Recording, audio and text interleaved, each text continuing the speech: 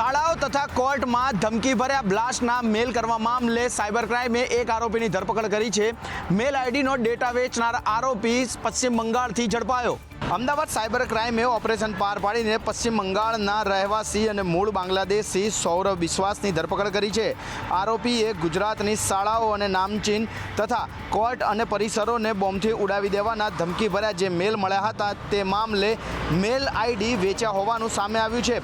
તપાસમાં ખુલાસો થયો છે કે ધમકીભર્યા પત્રો અને ઈમેલો ખાલિસ્તાનની મૂવમેન્ટના સમર્થનમાં મોકલવામાં આવતા હતા.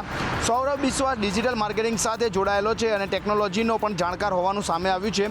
તે ડોલરની કમાણી કરવા માટે આઈડીઓ અને સાથે જ ઓનલાઈન ડેટા વેચતો હતો અને સાથે તે આઈડી ખાલિસ્તાની સમર્થકો ખરીદી તેના આધારે આ મેલ કર્યા હોવાનું પણ સામે આવ્યું છે.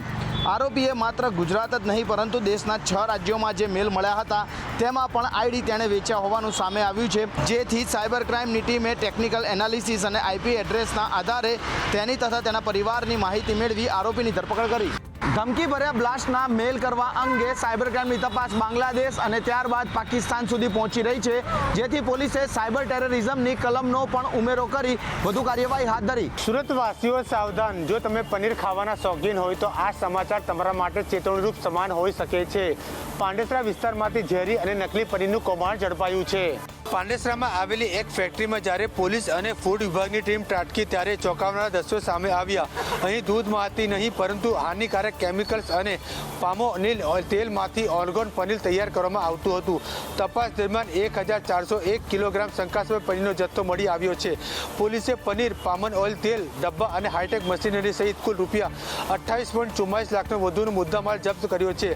આરોપી મહેશ કુમાર શર્માની ધરપકડ કરવામાં આવી છે.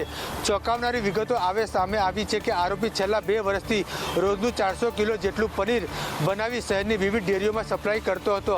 હાલમાં ફૂડ વિભાગે પનીરનું સેમ્પલ લઈ પુષ્ટિકરણ માટે મોકલી આપવામાં આવ્યો છે. રિપોર્ટ આવ્યા બાદ આરોપી સામે વધુ કડક કાર્યવાહી કરવામાં આવશે. શહેરીજનોના જીવ જોખમમાં મૂકીને આવા નફાખોરો સામે તંત્રએ લાલ આંખ કરી છે. ત્યારે પ્રશ્ન એ થાય છે કે છેલ્લા 2 વર્ષથી આ નકલી પનીર લોકોના પેટમાં જતું રહ્યું અને તંત્ર ઊંઘતું રહ્યું. વડોદરા પોલીસ બેડામાંથી એક અત્યંત દુઃખદ સમાચાર સામે આવ્યા છે. કપુરઈ પોલીસ મથકમાં ફરજ બજાવતી આશાસ્પદ મહિલા હેડ કોન્સ્ટેબલે ગળે ફાંસો ખાઈ જીવાદોરી ટૂંકાવી લીધી છે.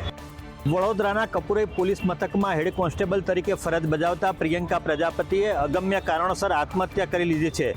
મૂળ બનાસકાંઠા જિલ્લાના વતની પ્રિયંકા પ્રજાપતિ છેલ્લા કેટલાક સમયથી વડોદરામાં કાર્યરત હતા. પ્રિયંકા માત્ર હેડ કોન્સ્ટેબલ પદે અટકી જવા નહોતા માંગતા, તેઓ પીએસઆઈ બનવા માટે તનતોડ મહેનત અને તૈયારી કરી રહ્યા હતા. પોતાના નિવાસસ્થાને ગળો ફાંસો ખાઈ જીવનલીલા સંકેલી લેતા પરિવાર અને સાથી કર્મચારીઓ સ્તબ્ધ થઈ ગયા છે. આપઘાત પાછળ પારિવારિક કારણો જવાબદાર છે કે કામનું દબાણ તે હજુ સ્પષ્ટ થયું નથી.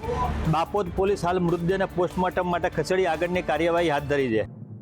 જ્યારે કાયદાના રક્ષક જ માનસિક તણાવ કે અન્ય કારણોસર આત્મહત્યા કરે છે ત્યારે સમાજ અને તંત્ર માટે એક ચિંતાનો વિષય સાબિત થાય છે. પ્રિયંકા પ્રજાપતિએ શેના કારણે આત્મહત્યા કરી તે તો પોલીસ તપાસમાં જ બહાર આવશે. ગાંધીનગરમાં આજે શિક્ષિત બેરોજગારોનો વિરોધ જોવા મળ્યો છે. છેલ્લા 15 વર્ષથી ભરતીની રાહ જોઈ રહેલા ચિત્રના શિક્ષકોએ રસ્તા પર ઉતરી સરકાર સામે મોરચો માંડ્યો છે. ગાંધીનગરમાં હાથમાં પ્લેકાર્ડ્સ અને આંખોમાં આક્રોશ સાથે આ એ ઉમેદવારો છે કે જેઓ છેલ્લા 1.5 દાયકાથી માત્ર આશ્વાસનોના સહારે જીવી રહ્યા છે. ચિત્ર શિક્ષકોનો આરોપ છે કે સરકાર નવી શિક્ષણ નીતિમાં ચિત્ર, સંગીત, વ્યાયામ અને કોમ્પ્યુટર જેવા વિષયો પર ભાર મૂકવાની વાત તો કરે છે, પરંતુ વાસ્તવિકતામાં આ વિષયોના શિક્ષકોની ભરતી કરવામાં જ આવતી નથી. ઉમેદવારોમાં એટલો રોષ હતો કે તેમણે શિક્ષણ મંત્રીના છાજિયા લીધા હતા. ચિત્ર શિક્ષકોએ ચીમકી ઉચ્ચારી છે કે આગામી સમયમાં જો ભરતી અંગે નક્કર પગલાં નહીં ભરવામાં આવે તો આંદોલન ઉગ્ર બનાવવામાં આવશે. રાજકોટમાં સ્થાનિક સ્વરાજની ચૂંટણી માટેના પડઘમ વાગી રહ્યા છે. સત્તાધારી પક્ષને પછાડવા માટે કોંગ્રેસે કમર કસી છે. રાજકોટ મનપામાં કોંગ્રેસે ઉમેદવારો માટેની સેન્સ પ્રક્રિયા યોજી. રાજકોટ શહેર કોંગ્રેસ કાર્યાલય આજે નેતાઓ અને કાર્યકરોથી ઉભરાયું હતું. મનપાની આગામી ચૂંટણીમાં ઉમેદવારોની પસંદગી કરવા માટે પ્રદેશ કોંગ્રેસના અગ્રણીઓ જેનીબેન ઠુમર અને માનસિંગ ડોડિયા ખાસ હાજર રહ્યા છે. આ સેન્સ પ્રક્રિયા 2 દિવસીય કાર્યક્રમ હેઠળ વહેંચવામાં આવી છે. આજના દિવસમાં વોર્ડ નંબર 1 થી 9ના સંભવિત ઉમેદવારોને સાંભળવામાં આવી રહ્યા છે. આવતીકાલે વોર્ડ નંબર 10 થી 18ના દાવેદારો પોતાની રજૂઆત કરશે. શહેરના અનેક નેતાઓ પોતાની કામગીરીના રિપોર્ટ અને ફાઇલો લઈને પહોંચ્યા છે. ટૂંક સમયમાં કોર્પોરેશનની ચૂંટણીઓ આવી રહી છે, પડઘમ વાગી ગયા છે, એટલે જે કોંગ્રેસ પક્ષના ઉમેદવારો કે જે પોતે ચૂંટણી લડવા માંગે છે, ભારતીય જનતા પાર્ટીનું શાસનમાં રાજકોટ મહાનગરપાલિકામાં શું હાલ થયા છે રાજકોટના, એ રાજકોટવાસીઓ ખૂબ સારી રીતે જાણે છે. કોઈ ઉમેદવારોની જાહેરાત કે કોઈ પ્રોબેબલ ઉમેદવારોની વાત આજે કે કાલે કે હજી આ અઠવાડિયામાં પણ કરવાની નથી. ફક્ત આ સાંભળવાની કોંગ્રેસ પક્ષ તરફથી પ્રક્રિયાની શરૂઆત કરી છે. આ સાંભળવાને ઉમેદવાર જાહેરાતને કોઈ લેવા દેવા નથી. કોંગ્રેસના નિરીક્ષકો દ્વારા લેવાયેલી સેન્સ બાદ ટૂંક સમયમાં નામની યાદી તૈયાર કરીને હાઈકમાન્ડને પેનલ છે તે મોકલવામાં આવશે. અમદાવાદ મહાનગરપાલિકા સંચાલિત અને હાઈટેક ગણાતી એસવીપી હોસ્પિટલ ફરી એકવાર વિવાદમાં આવી છે.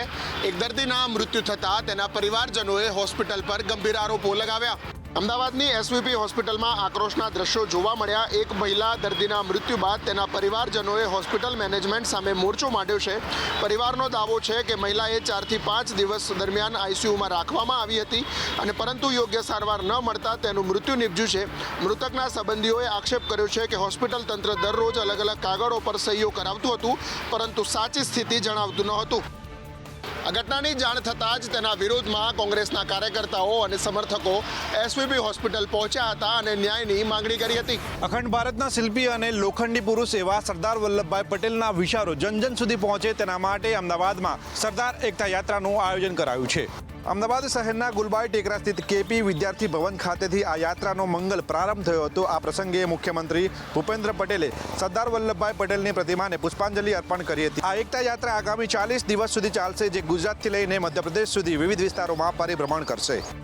જે સ્થળે એક સમયે આ લોહ પુરુષ આઝાદીની લડત માટે જનજનમાં અલગ જગાવ્યો હતો, તે સ્થળેથી આજે સરદાર એકતા યાત્રાનું આયોજન અખિલ ભારતીય કુર્મી પાટીદાર મહાસભા સરદાર સાહેબે જાતિ, પ્રાંત, ભાષાથી ઉપર ઉઠીને રાષ્ટ્ર પ્રથમ અને એક ભારતના મંત્ર સાથે આગળ વધવાનો માર્ગ બતાવ્યો. આ યાત્રા પણ જય સરદાર, સૌના સરદારના નારા સાથે અમદાવાદથી શરૂ થઈ મધ્યપ્રદેશના 36 જિલ્લામાં 40 દિવસ સુધી પરિભ્રમણ કરવાનું. આ પ્રસંગે ઉપસ્થિત રહેલા મુખ્યમંત્રી ભૂપેન્દ્ર પટેલે કહ્યું કે સરદાર વલ્લભભાઈ પટેલની વિરાટ પ્રતિમા વિશ્વભરમાં પ્રચલિત બની છે અને આ યાત્રા એકતાના સૂત્રને વધુ મજબૂત બનાવશે. એક તરફ આવતીકાલે બાર કાઉન્સિલ ઓફ ગુજરાતની ચૂંટણી યોજાવા જઈ રહી છે, તેની વચ્ચે વડોદરા કોર્ટને બોમ્બથી ઉડાવી દેવાની ધમકી ઈમેલ મારફતે મળતા સનસનાટી મચી છે. વડોદરાની ન્યાયનગરી આજે ધમકીના ઓછાયા હેઠળ જોવા મળી. બાર કાઉન્સિલની ચૂંટણીના આડે ગણતરીના કલાકો બાકી છે, ત્યારે જ અજાણ્યા શખ્સ દ્વારા મોકલવામાં આવેલા ઈમેલે તંત્રને દોડતું કરી દીધું છે. જોકે આ પહેલીવાર નથી, આ અગાઉ પણ આવી ધમકીઓ મળી ચૂકી છે. ધમકીની ઘટનાને લઈ વકીલોનો આક્રોશ 7મા આસમાને છે.